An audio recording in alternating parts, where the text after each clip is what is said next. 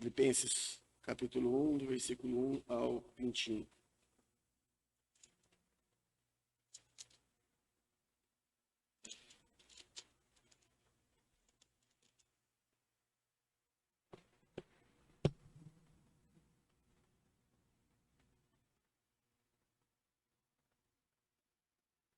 Todos acharam, nem? Vamos colocar de pé, fazer esta oração, esta leitura, perdão, da palavra de Deus. Depois a gente vai ficar um pouco sentado. Amém? Diz assim a palavra de Deus. Paulo e Timóteo, servos de Jesus Cristo, a todos os santos em Cristo Jesus que estão em Filipos, com os bispos e diáconos. Graça a vós e paz da parte de Deus nosso Pai e do Senhor Jesus Cristo. Dou graças a meu Deus todas as vezes que me lembro de vós, fazendo sempre com alegria oração por vós em todas as minhas súplicas, pela vossa cooperação no Evangelho, desde o primeiro dia até agora. 6. Tendo por certo isto mesmo, que aquele que em vós começou a boa obra, a aperfeiçoará até o dia de Jesus Cristo. Como tenho por justo sentir isto de vós todos, porque vos tenho em meu coração, pois todos vós fostes participantes da minha graça, tanto nas minhas prisões, como na minha defesa e confirmação do Evangelho, porque Deus me é testemunha das saudades que de vós tenho, em entranháveis afeições de Jesus Cristo. 9. E peço isto, que o vosso amor cresça ainda mais e mais em ciência e em todo o conhecimento, para que aproveis as coisas excelentes, para que sejais sinceros e sem escândalo algum até o dia de Cristo. 11. Cheios dos frutos de justiça que são por Jesus Cristo, para a glória e louvor de Deus. 12. Quero, irmãos, que saibais que as coisas que me aconteceram contribuíram para maior proveito do Evangelho, de maneira que as minhas prisões em Cristo foram manifestas por toda a guarda pretoriana e por todos os demais lugares.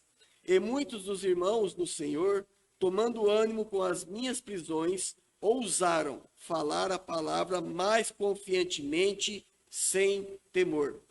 Verdade é que também alguns pregam a Cristo por inveja e contenda, mas outros de boa vontade. Uns, na verdade, anunciam a Cristo por contenção, não puramente, julgando acrescentar aflições às minhas prisões, mas outros por amor, sabendo que fui posto para a defesa do Evangelho. 18.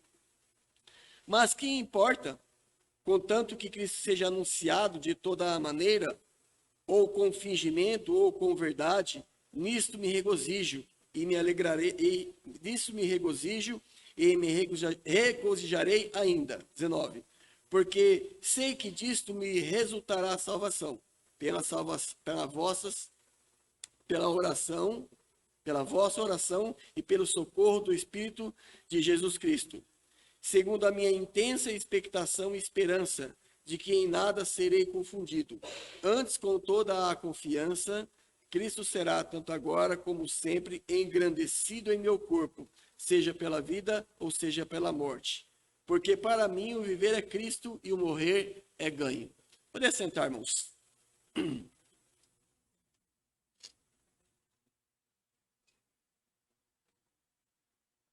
Paulo, quando ele escreve essa carta aos Filipenses, do conhecimento dos irmãos que ele se encontrava preso, né? E o motivo dele estar preso não é porque ele tinha aderido a um partido político, porque ele tinha sido pego fazendo vandalismo. O motivo de estar preso, né? O motivo de Paulo estar preso aqui, na realidade, era porque Cristo vivia para Cristo. Paulo, perdão, vivia para Cristo, né? Ele vivia para o Evangelho, ele vivia para a glória de Deus. O motivo de Paulo estar preso é porque ele havia abraçado a verdade do Senhor, porque ele pregava o evangelho do arrependimento contra as máximas do seu tempo, contra a cultura pecaminosa do seu tempo, contra aqueles judaizantes que queriam estorvar aquelas pessoas que criam e estavam conhecendo o evangelho. Paulo estava preso por inveja. Paulo estava preso porque ele tinha abraçado a verdade e tinha dedicado a sua vida a glorificar o Senhor Jesus Cristo. Nós não vamos estudar todos esses versículos, eu sei que os irmãos sabem disso, mas eu queria ver pelo menos alguma coisa. Vamos ler novamente o versículo de número 20. Sabemos que ele está preso, né? Está prestes a ter mais uma audiência. Neste momento ele não sabia se ele morreria ou não. Ele recorre à oração dos crentes de Filipe, né? Para que Deus tenha misericórdia da sua vida. E ele diz, caso eu seja solto ou continue solto, vou continuar vivendo para Cristo. É o que ele diz. Agora, se eu morrer, para mim será ganho, porque estarei na presença do Senhor. Esta é uma certeza, irmãos, assim, maravilhosa. É uma certeza que, na verdade, move a vida daquele que tem essa convicção. Lhe dá respaldo, lhe traz consolo, lhe traz conforto. O versículo 20, depois de ele dizer todas essas coisas, né, de todas as suas dificuldades, e passar um pequeno relato aos crentes de Filipe, o versículo 20 ele diz, segundo a minha intensa expectação, né, era realmente,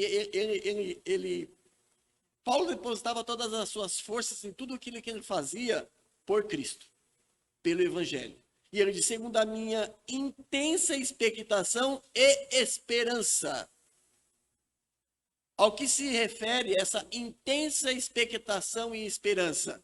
De que em nada serei confundido. Paulo era um homem resoluto, né? Existia uma resiliência na vida de Paulo, assim, irmãos, exemplar. Ele era firme nas suas posições, ele era firme no seu trabalho, e Paulo tinha, assim, vamos dizer, um projeto, um plano, um foco em sua vida que era enaltecer a Cristo, que era viver para a honra e glória do Senhor Jesus Cristo, que era pregar o evangelho àquelas pessoas que não conheciam a Cristo. E nós sabemos o que foi necessário para que Paulo ele se mantivesse nessa posição, o que foi necessário para que Paulo realmente levasse esse projeto, esse plano adiante. Ele abriu mão de tudo o que ele tinha. Né? Eu ganhei um livro da irmã Suzana, não comecei a ler ainda. Mas o título do livro é Vai Te Custar Tudo, do Thomas Watson. Vou ler. Né? E Paulo ele diz então que a sua intensa expectação e esperança é que ele não seja confundido enquanto esse projeto que ele tem, esse propósito de vida. Né? É interessante que esse propósito de vida não é diferente do propósito de vida que cada um de nós fizemos quando conhecemos a Cristo, né? Quando nos convertemos. Nós estabelecemos metas e propósitos de vidas e planos que, infelizmente, não duram muito tempo. E ele diz assim, antes, com toda a confiança, ele tinha, irmãos, não só esse projeto e esse plano, mas isso era prioridade na vida de Paulo.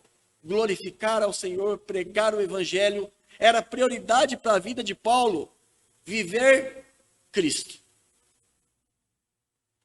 Quando ele fala viver Cristo, irmãos, é pensar, é falar, é andar, é viver Cristo. Paulo vivia Cristo, e nada mais do que Cristo. E ele diz, Cristo será. Isso é uma convicção de um homem que está preso, não sabendo se vai morrer ou não. Não se esqueça disso. Ele diz, Cristo será, tanto agora como sempre, engrandecido em meu corpo. Isto é serviço cristão. Isto é vida cristã.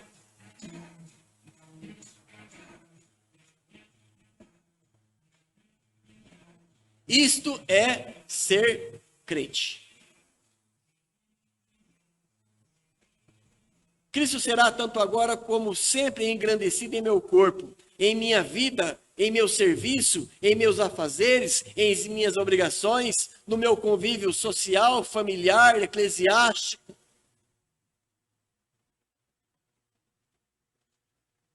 seja pela vida, ou seja, pela morte. E o versículo 21, ele explica do porquê esta posição, do porquê ele vem dizendo, na verdade, todas essas coisas. Porque para mim, o viver é Cristo. Se eu for liberto, for livre, não for morto neste julgamento, a minha vida é uma vida de serviço a Cristo.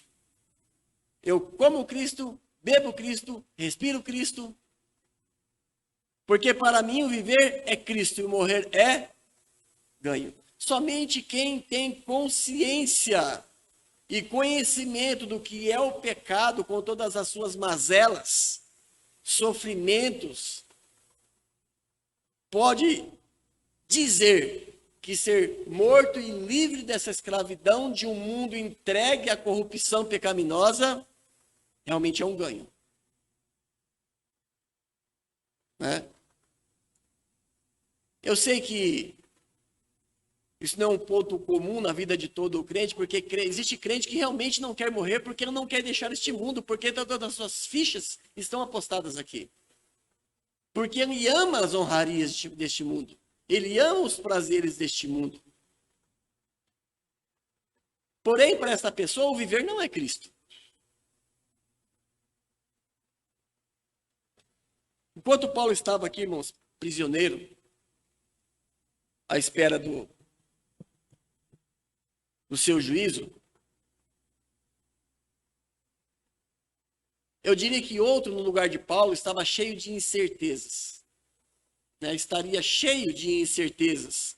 Incertezas absolutas sobre o seu destino. Mas nós vemos um homem seguro e em paz, falando acerca da sua condição. E dizendo para os crentes de Filipe, aquela igreja que começou junto com a família de Lídia e do carcereiro, falando assim, vou ser julgado, né? Não sei se vou morrer, se não vou morrer. Se eu morrer, para mim é ganho, vou estar na presença do Senhor, né? Vou gozar da presença de Cristo, vou adorar ao Senhor sem o impedimento do pecado, mas se eu ficar vivo, vou continuar vivendo Cristo. É bonito, né? Vermos isso, ouvirmos isso, não é?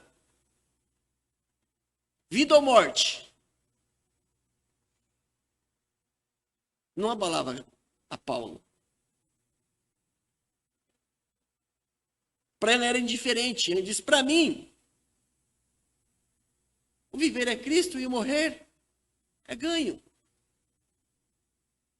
Irmãos, para Paulo, Cristo marcava o começo de uma vida verdadeira, expressiva. Para Paulo, Cristo marcava o começo de uma vida que ecoaria para toda a eternidade. Paulo sabia que ele tinha mais depois da morte do que antes da morte. É complicado porque parece que os crentes não entendem isso. Irmãos, nós temos menos antes da morte e muito mais depois da morte. Então nós não vemos muita lógica você pegar naquilo que é pouco, que é de curto prazo. Se é pegar aquilo que, na verdade, não é duradouro e se esquecer de toda a eternidade. Muitas vezes estamos brigando por 3 dedos de vida, enquanto existe quilômetros e quilômetros de vida à frente na eternidade. Naquele dia, na estrada de Damasco, foi como Paulo nos diz, foi como se ele tivesse, de todas as formas, foi só espiritual, mas foi como se ele tivesse nascido de novo. Começado a ver uma vida inteiramente nova, porque assim deveria ser com todos nós, 2 Coríntios 5,17, eis que se alguém está em Cristo, nova criatura é, as coisas velhas já passaram, e eis que tudo deveria se fazer novo, porque em muitos casos não se fez novo.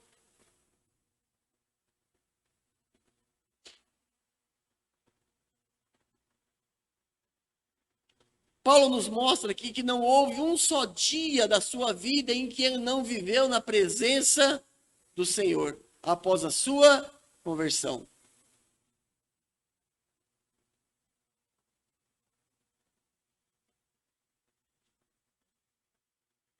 Mesmo quando ele estava desanimado, mesmo quando ele estava triste, né? Em Atos capítulo 23, quando ele está preso, o Senhor Jesus aparece para ele assim e fala: Paulo, tem bom ânimo. Tem bom ânimo, não é o fim. Ele fala: como de mim você testificou aqui em Jerusalém, convém que você testifique em Roma. Para Paulo, viver era Cristo.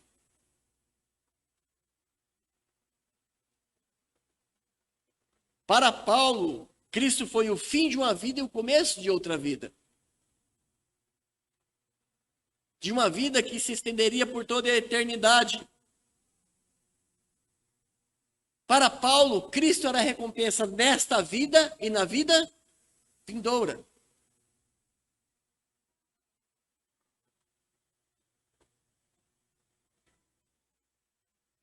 Porque para Paulo, a sua única e maior recompensa era uma comunhão com o Senhor.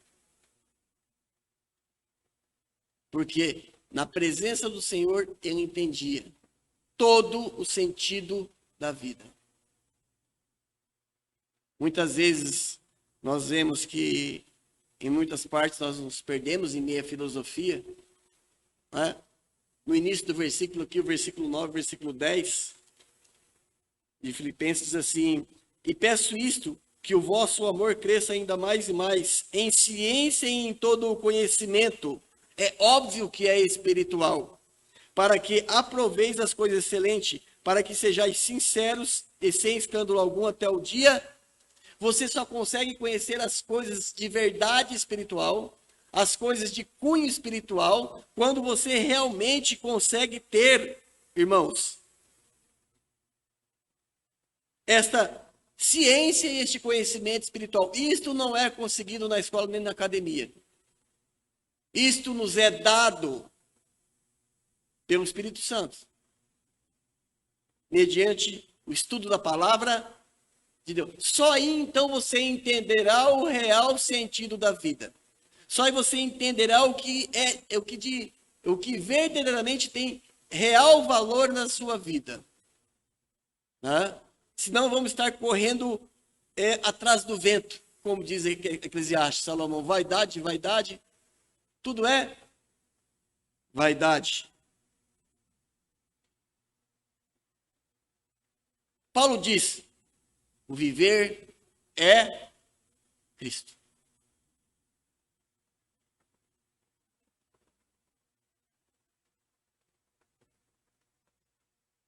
O viver é Cristo. Veja que ele coloca a sua vida somente em duas partes: o viver e o morrer. O morrer é lucro e o viver é Cristo. Será que Deus tem aberto o seu entendimento, o seu coração? Você está entendendo? Para que você foi resgatado? Para que você foi salvo? Para que você foi regenerado? Para que você leva o nome de cristão? Qual o motivo da sua esperança? Né? Quais os seus propósitos? Por que você está aqui?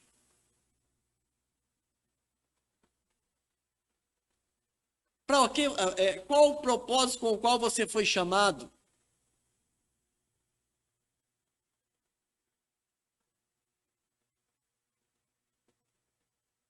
Cristo era a prioridade de Paulo sobre todas as demais.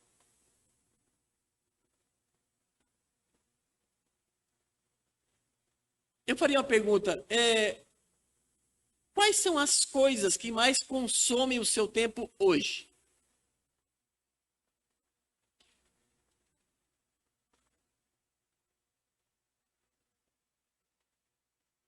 Quais são as coisas que mais te traz preocupação hoje?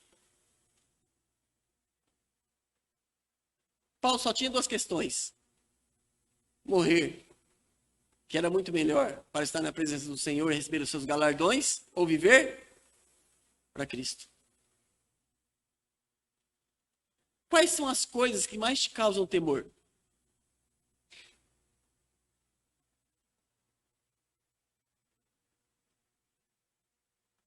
Hoje, todas as pessoas têm vivido em meio a uma grande correria, irmãos, sabe?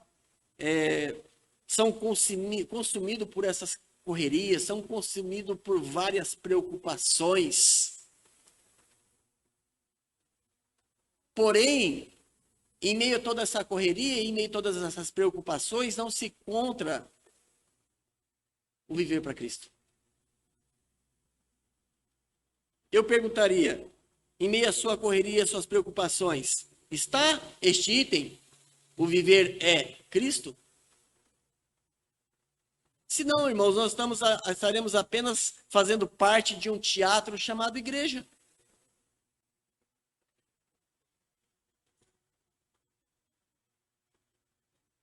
É como Jesus disse a Maria em Lucas 10:41, né? Ele falou assim, a Marta, Marta, Marta, estás ansiosa e afadigada por muitas coisas. Mas uma só te é necessária. O viver é Cristo. Creio que se eu falasse com cada irmão aqui esta noite, em particular, se eu falasse com cada irmã, ele me exporia as suas preocupações, me exporia os seus temores, não é? Me exporia os seus anseios, preocupações, temores e anseios quanto à família, quanto ao trabalho, conquistas quanto a projeto, estudo e tudo mais, conquistas materiais. Ele me exporia suas preocupações e temores e anseios quanto à saúde, quanto a posições sociais e tudo mais. Por quê? Porque nós sabemos, todos têm planos e projetos, não é? Todos têm planos e projetos. E é do meio desses planos e projetos que todos tiram as suas prioridades. Não é? Mas em meio a esses planos e projetos, está o viver é Cristo? Se está, em que lugar ele está? Em que posição? Qual a porcentagem de valor que ele tem? Que lugar, na verdade, ele ocupa? Porque o ser humano é assim, todos nós somos assim, você é assim. Em meio aos seus planos e projetos, existem as suas prioridades. E as suas prioridades, elas estão te direcionando para aquilo que você tem mais urgência. As suas prioridades estão te dirigindo, estão te conduzindo, estão te levando para aquilo que para você tem maior importância.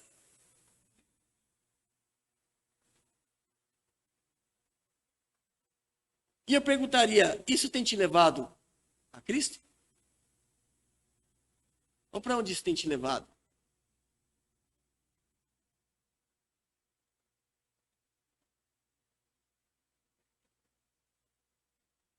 Eu digo para você, meu irmão, tem prioridade na sua vida aquilo que você mais valoriza. Aquilo que você mais preza. Tem prioridade na sua vida aquilo que mais te realiza.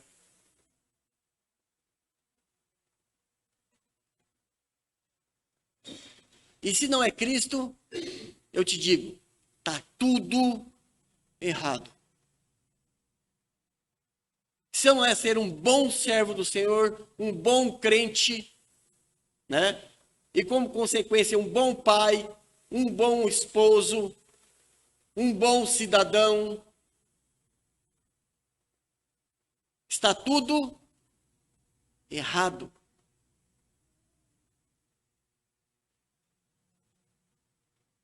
E seja dito de passagem que nem sempre né?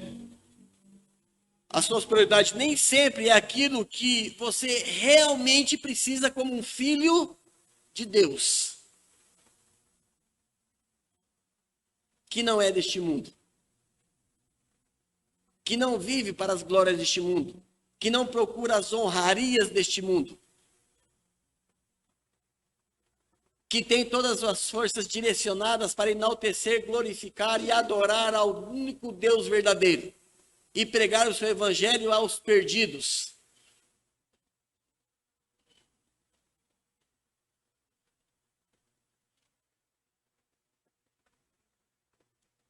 Eu digo que nem sempre é aquilo que você mais precisa e aquilo que realmente te fará bem.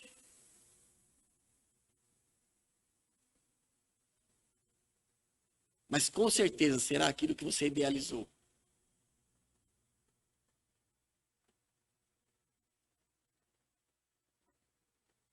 E que ocupará sempre o melhor e o lugar mais especial da sua vida.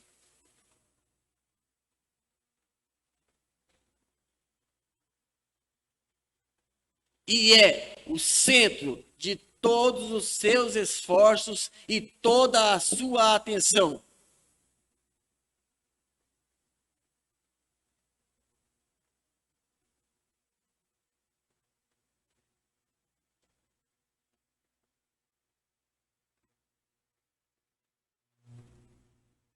A vida de cada um aqui está sendo dirigida por suas prioridades. Isto é um fato.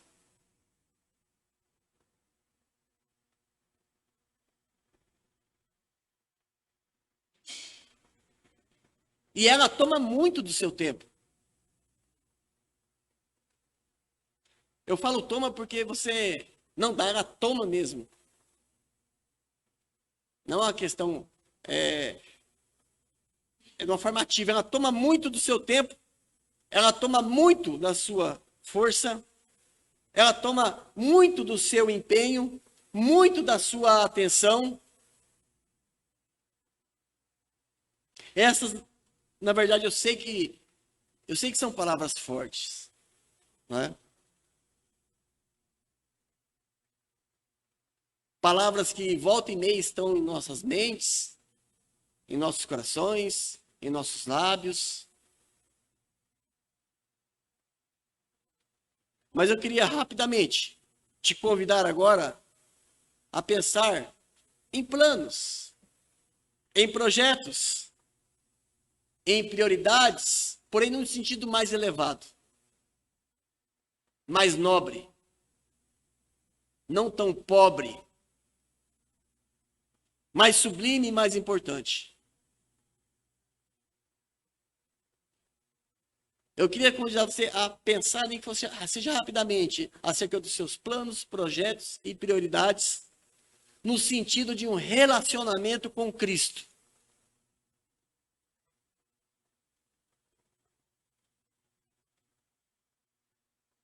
Porque pode ser que você esteja em uma terceira via. Viver não é Cristo e morrer não é ganho. Né? Você só simplesmente é um ator no palco do mundo. Nada mais.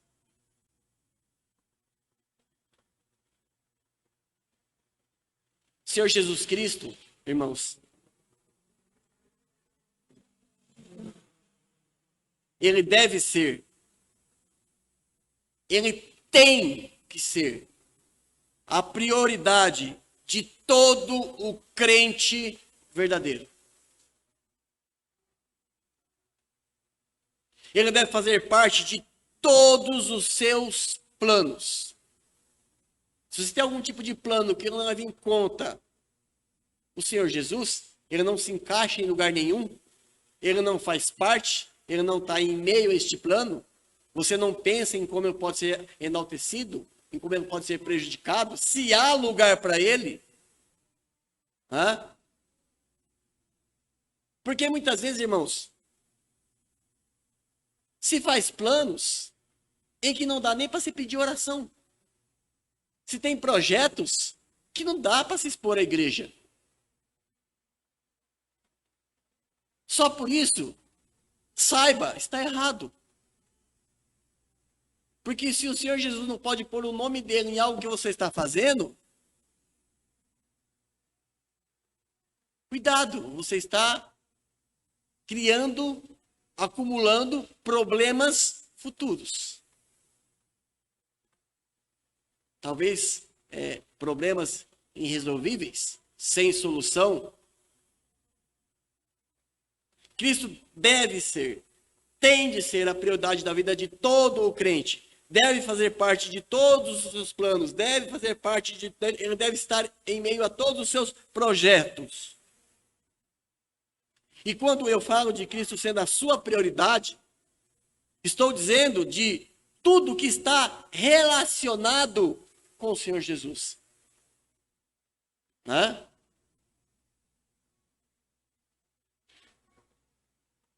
Quando você trabalha, você tem que trabalhar para ganhar o seu sustento, mas você tem que trabalhar para a glória de Deus, testemunhando, pregando o evangelho. Quando você passeia, mesma coisa. Quando você se relaciona enquanto família, a mesma coisa. Porque é isso que Paulo diz à igreja de Coríntios, 1 Coríntios 10, 31. Portanto, quer comais, quer bebais ou façais outra qualquer coisa, façais tudo para a glória de Deus. Mas existem trabalhos que são feitos que não dá para pôr o nome de Cristo, que será vergonhoso, vexatório. Será um escárnio ao nome de Cristo. Isso te prejudica individualmente, prejudica a sua família e prejudica a sua igreja. É preciso que você saia das sombras e venha para a maravilhosa luz, não é?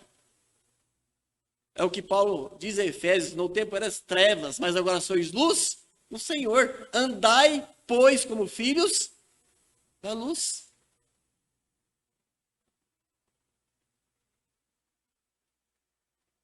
O viver é Cristo.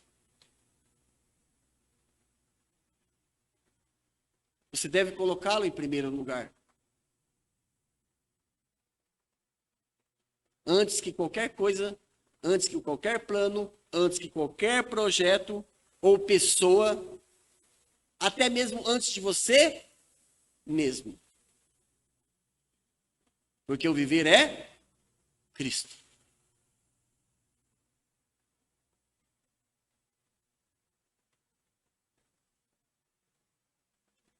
Para que no serviço espiritual e no serviço a Deus tudo vá bem em sua vida, para que no serviço espiritual e no serviço a Deus tudo vá bem em sua vida, para que tudo vá bem,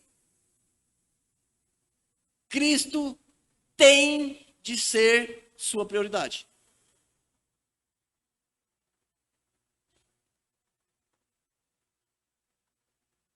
Agradar a Deus tem que ser o seu maior e melhor plano. Tem que ser. Ser mais como Cristo tem que ser o seu maior e melhor projeto. Porque o viver é Cristo. Eu vou repetir isso até acabar o sermão. O viver é Cristo. Você é crente. O seu viver tem que ser Cristo.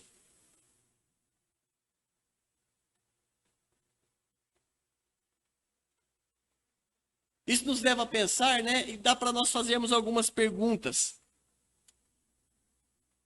Sua vida está pesada? Sua vida está difícil? Sua vida está assim sufocante?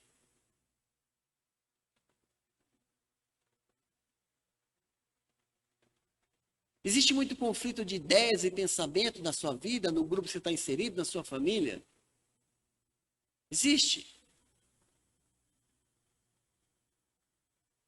Não está dando para conciliar e administrar muitas coisas?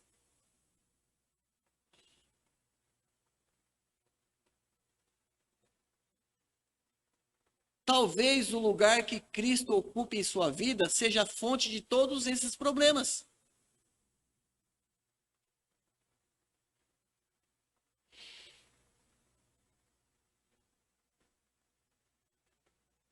Talvez E eu creio que se você é crente, você até tem um fundamento correto, adequado. Você tem um alicerce bíblico, não é? Porém, o que está sendo edificado sobre este fundamento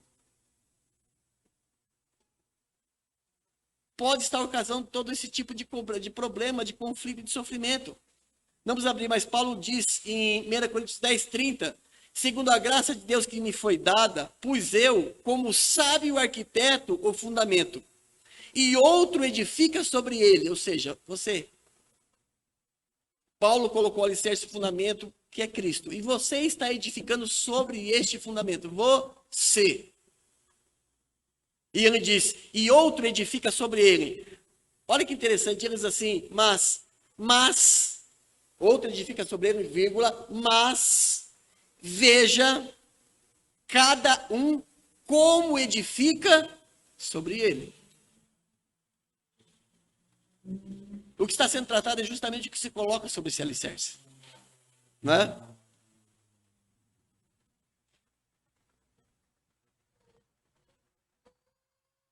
Muitas vezes, o tipo de edifício, o tipo de construção, é a razão das suas frustrações, das suas decepções, dos seus descontentamentos, dos seus conflitos, das suas lutas. Né? Porque Cristo está na sua vida somente no alicerce, porque não depende de você. Dali para cima não tem uma janelinha para Cristo. Né? Que é esse tijolinho que passa a luz lá, não esqueci o nome, para trazer algum tipo de claridade para a sua vida. Sabe o resultado disso, irmãos? Frustração, sofrimento. Paulo fala, não é? Se vocês abraçaram outro evangelho que eu não tenho pregado, com razão vocês estão sofrendo. Com razão sofreis.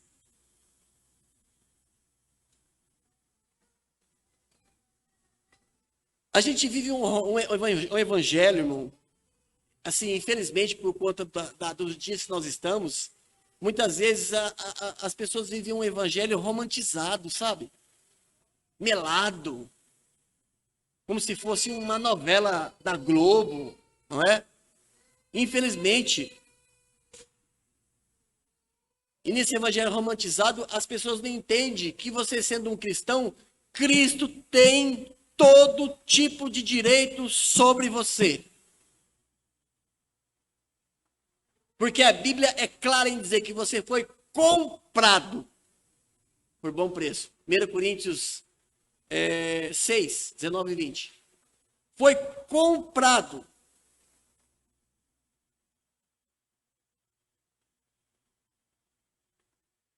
Por ser comprado, o seu viver tem que ser Cristo. Abra sua Bíblia lá em 1 Coríntios 6, 20. Deixa aqui em Filipenses, não sei se a gente vai voltar a falar dele, mas deixa aberto. 1 Coríntios 6, 20.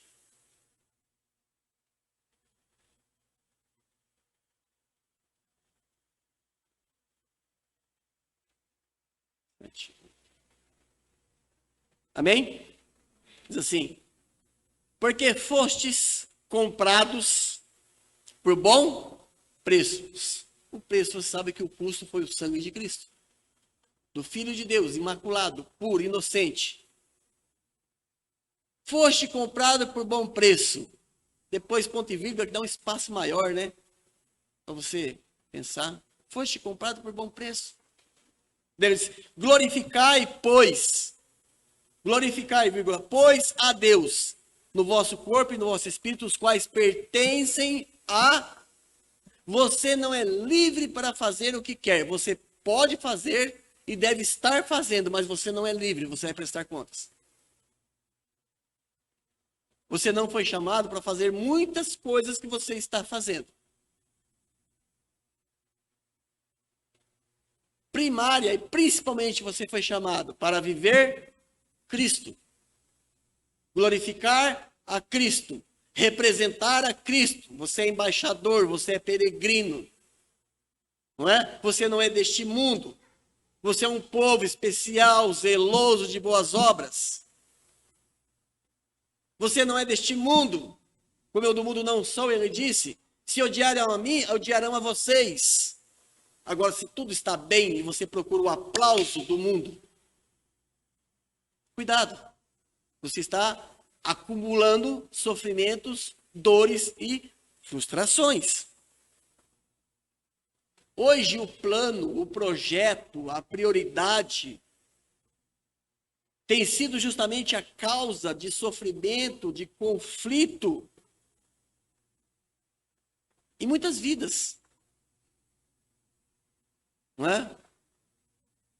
Porque como Deus vai cuidar de uma vida que não está andando conforme as suas normas, os seus princípios, como você vive e age em plena e aberta desobediência a Deus, e quando vem o resultado de tudo isso, você espera que Ele venha e conserte tudo? Se Ele lhe deu a receita para que isso não acontecesse? Não é? Olha a diferença quando você se encontra em aperto, em dificuldade, talvez em perigo de morte, por estar em desobediência a Deus. Quando você se encontra na mesma condição, por estar em obediência a Deus. Aí você pode dizer, para mim o viver é Cristo e o morrer é ganho. Veja como muda tudo, como a questão toda é mudada. Muitas coisas são necessárias e são, mas elas não têm que necessariamente tomar o lugar de Cristo em sua vida. O viver tem que ser Cristo. O viver é Cristo.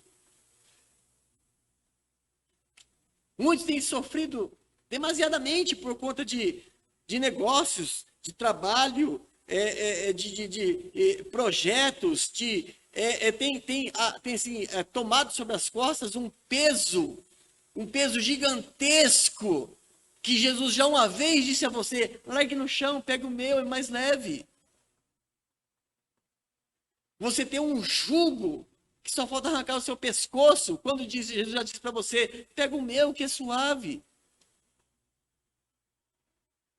O problema é que essas dificuldades, essas frustrações, afetam tudo ao seu redor. Você sofre, as pessoas que você ama sofrem.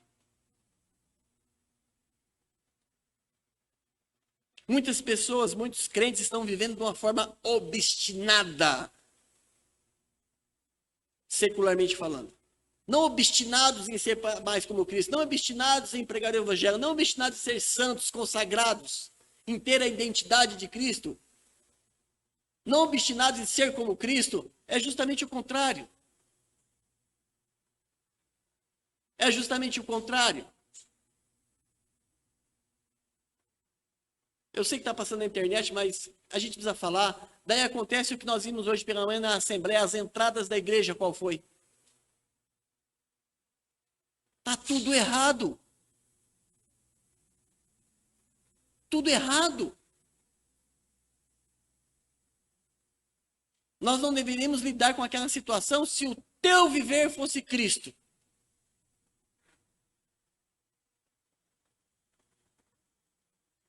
E você não precisa me convencer de nada, não. Deus já conhece o seu coração, já conhece o seu pensamento, sabe que está guardado aí dentro. Não precise depois se justificar com ninguém, porque Deus já sabe e conhece.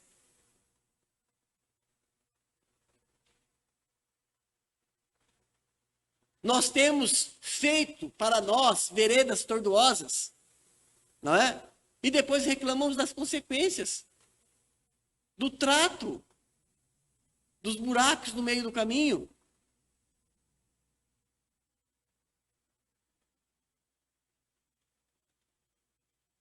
Você está morto? Nem física, nem espiritualmente, né? Amém por isso. Se você não está morto, o teu viver é Cristo. Seja o teu viver Cristo. Jesus deve ser a sua prioridade por muitos motivos. Mas vou dizer porque um dia você foi a prioridade dele. Você já parou para pensar o que Cristo abriu mão para que você pudesse ser redimido, comprado, perdoado, salvo? Você já parou para pensar?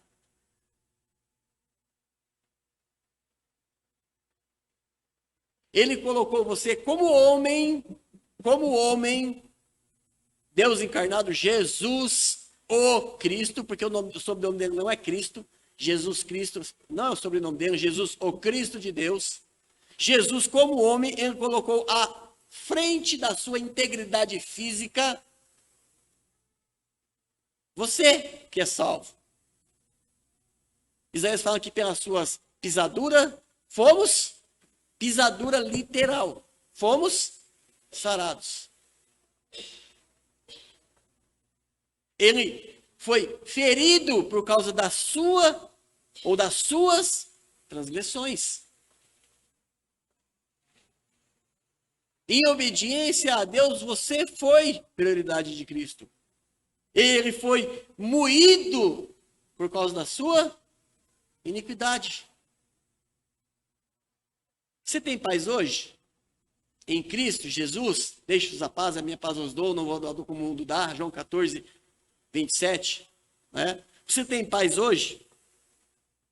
Sabe que o preço dessa paz, segundo Isaías 53, 5, o preço desta paz foi o castigo que ele sofreu no seu lugar na cruz do Calvário. Parece um evangelho duro, né? Mas é um evangelho bíblico.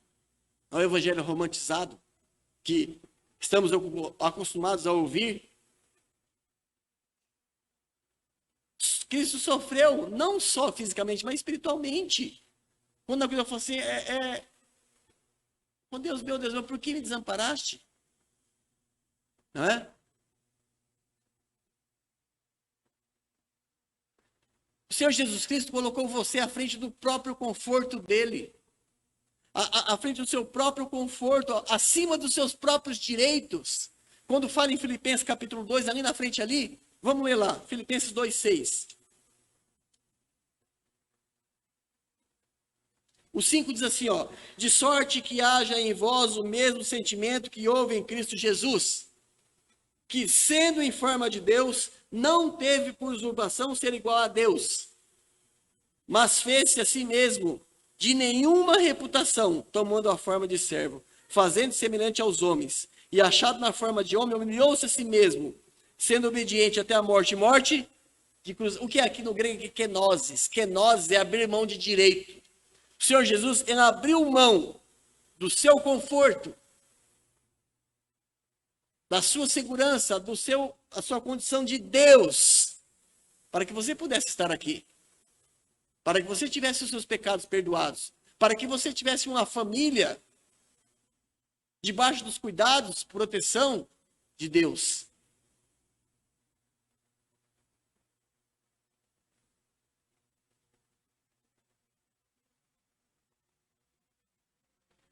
É interessante, esse tempo atrás eu falei, né? A gente ouve muito sobre direito, né? Já viu? É direito meu, não é? A gente ouve muito falar sobre direito. Eu tenho acima de 60 anos, né? Não que não seja correto, viu, museu? Mas o direito do idoso é não enfrentar fila, ter uma vaga de estacionamento, e quando um idoso chega alguém para o lugar dele, ele fica bravo, porque não pode pôr, é um direito dele aquilo. É um direito dele. E essa questão, essa noção de termos direito, ela adentrou na nossa vida espiritual e nosso serviço a Cristo. Ela entrou em meio à vida da igreja. Você, como igreja, o seu direito é servir ao Senhor, porque isso é um privilégio. Estarmos aqui cultuando a Deus é um privilégio, irmãos. É um privilégio. Um privilégio é uma honraria que não é dada a todos. É uma honra você poder estar aqui louvando a Deus de uma forma bíblica, verdadeira, aceita por Deus. Mas se fala muito em direito. É meu direito agir assim. É meu direito pensar assim. É meu direito querer assim. Você não tem direito. Você não tem direito. Você pertence ao Senhor. E tudo que você tem é mediante a sua graça e a sua misericórdia.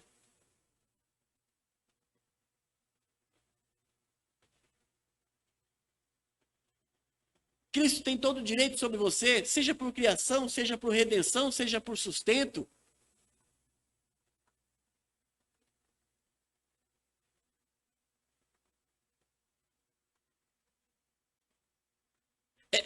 É certo que todos esses direitos de Cristo sobre a sua vida têm que ser tomados de uma forma voluntária. Eu não tenho como obrigar você, irmão, a fazer isso, nem você, minha irmã. Eu já luto comigo mesmo para que eu faça. Eu não tenho como obrigar você a fazer isso. Não tenho como te obrigar a tornar os direitos de Cristo sobre você efetivo, verdadeiro. Isso tem que ser voluntário.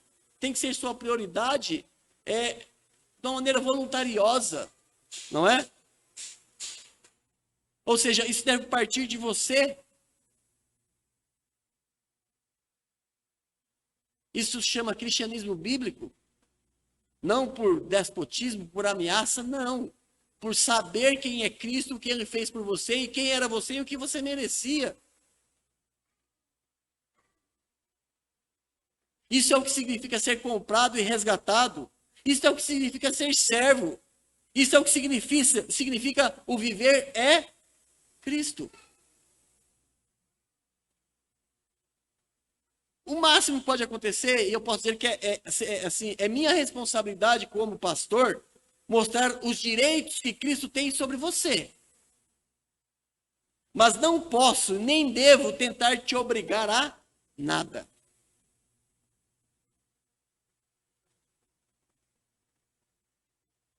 Se não quiser honrar ao Senhor com o seu tempo, eu só posso lamentar. Se você não quiser honrar a Deus nos seus propósitos, o que eu posso fazer é lamentar.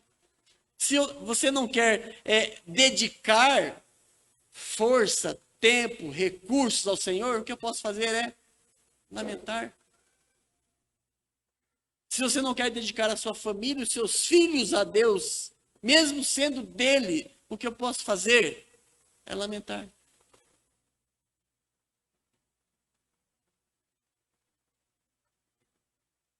Na EBD da semana passada, a gente começou o capítulo 42, lendo Números 32, 23. O teu pecado te encontrará.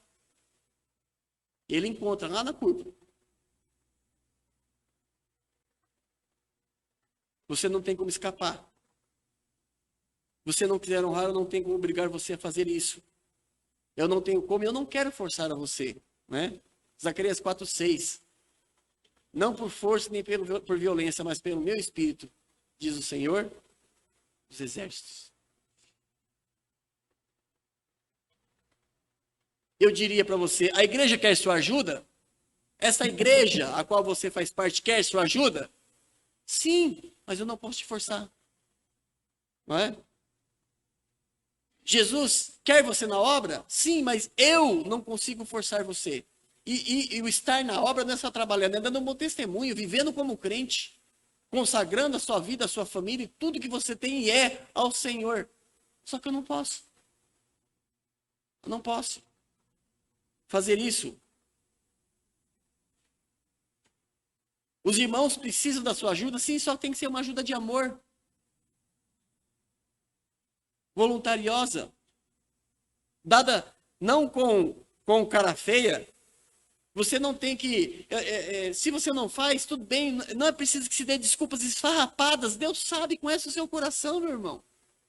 E minha irmã. Ele sabe se o propósito, o ímpeto disso é enganar um ao outro. Ele sabe dessas coisas. Não se engane.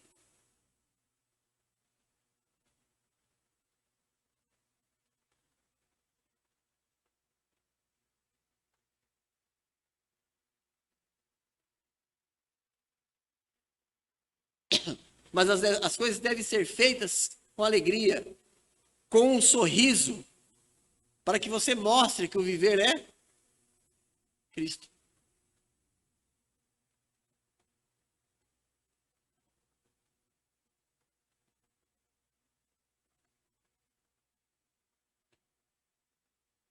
Como sempre coloquei demais.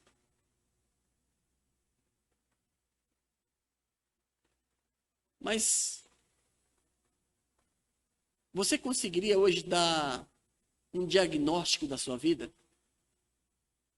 Não para mim, para você mesmo. Você queria conseguir?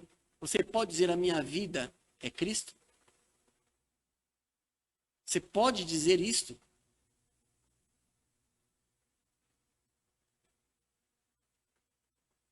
Você pode dizer Planos, projetos, prioridade é Cristo. Você pode dizer isto?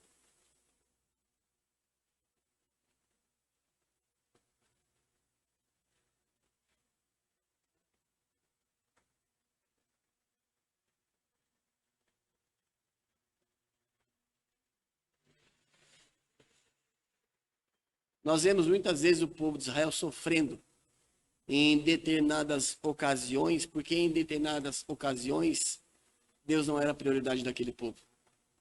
Você vê ele sendo levado cativo, você vê ele sofrendo com serpentes de fogo, você vê ele sofrendo com muitas coisas.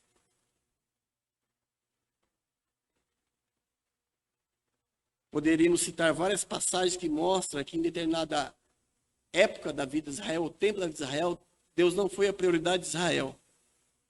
O Senhor não era a prioridade daquele povo. Mas para Israel eu pergunto, ele é a sua?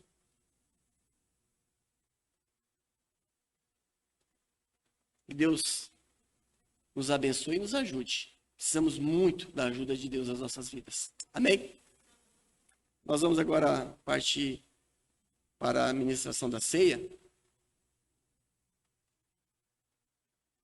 Queria convidar